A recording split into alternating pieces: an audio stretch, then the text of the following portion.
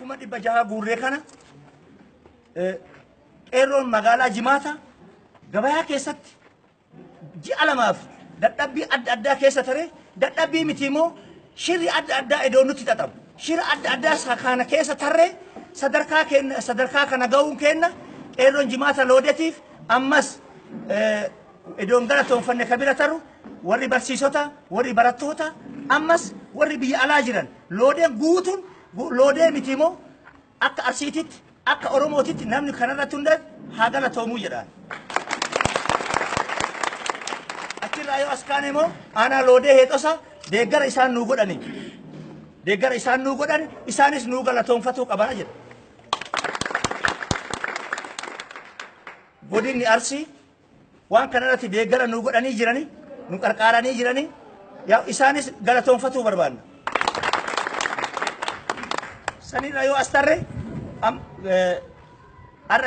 odaa qixxiibee daddacha qixxiibeeti irratti ummanni achitti argamu daddacha qixxiibee kana sangaa fuudhee deemnu kanarra korma tokko dabarsinee isaanii kennine daddachi kunillee kenna jenne kaloodee heexosaati kanu ilaalu ka Arsiiti kamaraati jenne daddacha qixxiibee sanirratti korma tokko dabarsinee kennine isaanillee eebban gara Harargee ummata deemu kana eebban achi nu geessan jechuudha.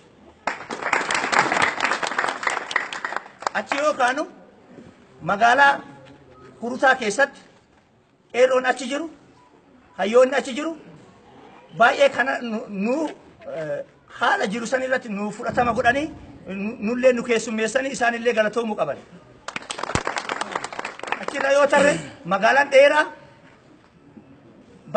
badheetti bahanii magaalaa keessaa bahanii qeerroo magaalaa Jimaa dheeraa haga daamaa hojii dheeraa daaritti bahanii haga simannaa kanan jedhamne mootoraan bahanii makiinaan bahanii simannaa nu godhaniif ummata dheeratiif ummata hadaamaa moo ka asii bahee ifaajee meeqaaf xaarii meeqa keessa tare magaalaa kana hunda keessa tare achitti argamanii nu simataniif galata guddaa isaaniif qabna. Wanni qabannee deemnu tokkoffaa korma 10 qabannee deemna makiinaa tokko jechuudha. Achirra yoo tare baaqelaa kakka'amee qopheessinee ji'a tokko itti xaarree akka fuulii ta'uuf qopheessinee fuudhaa fi deemaa jirra.